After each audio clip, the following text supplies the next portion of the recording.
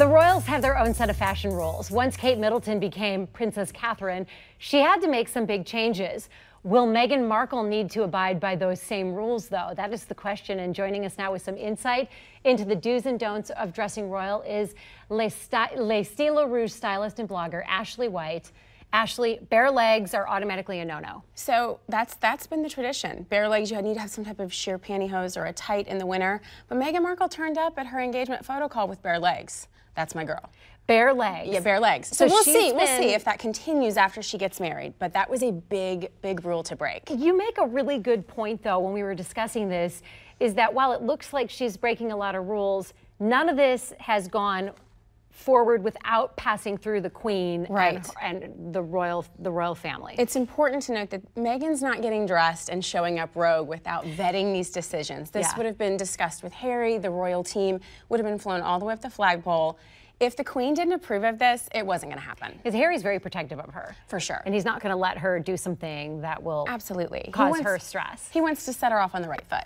Meghan, can she ever wear shorts again in public? I hope so, because I love a short. We'll see. Probably not in an official capacity when she's on some kind of official, you know, royal appearance, but maybe on vacation. I think you mentioned that before. She can wear shorts. Maybe off duty. We'll see. We will see. When Kate became Princess Catherine, she changed her style remarkably. She really did. Meghan is challenging, though, the royal style norms. As you said, she went bare-legged.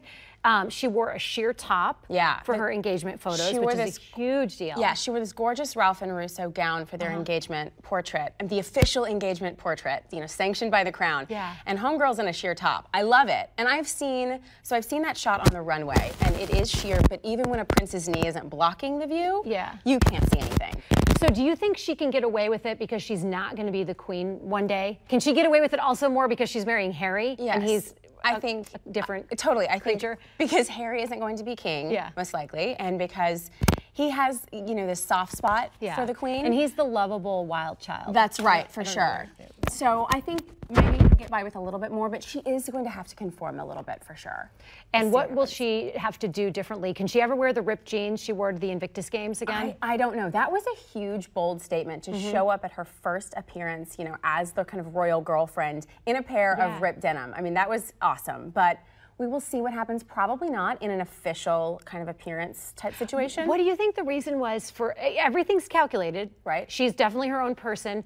So when she wore those jeans, you know, Harry saw her and said, "You look great, honey, you look awesome." The Queen knew, everyone knew what she was going to wear. Would have been vetted for sure. So is she setting the tone, saying, "Look, this is how it's going to be"? Is she telling the rest of us that? I think so. I think it demonstrates that her voice is being heard. She has a seat at the table. I also think the royals, the younger royals, are trying to modernize that monarchy from a style perspective, and so this kind of just moves that in that direction. Just little baby steps, a ripped knee here and there. Gently. Yes. But you can already tell she's got more. She's starting to polish up, and she's standing in different ways and holding her hands in different ways. She's getting a whole new education. Well, this is great. Ashley White, Le Style Rouge fashion blogger and stylist, thank you for being here. There's so much speculation leading up to the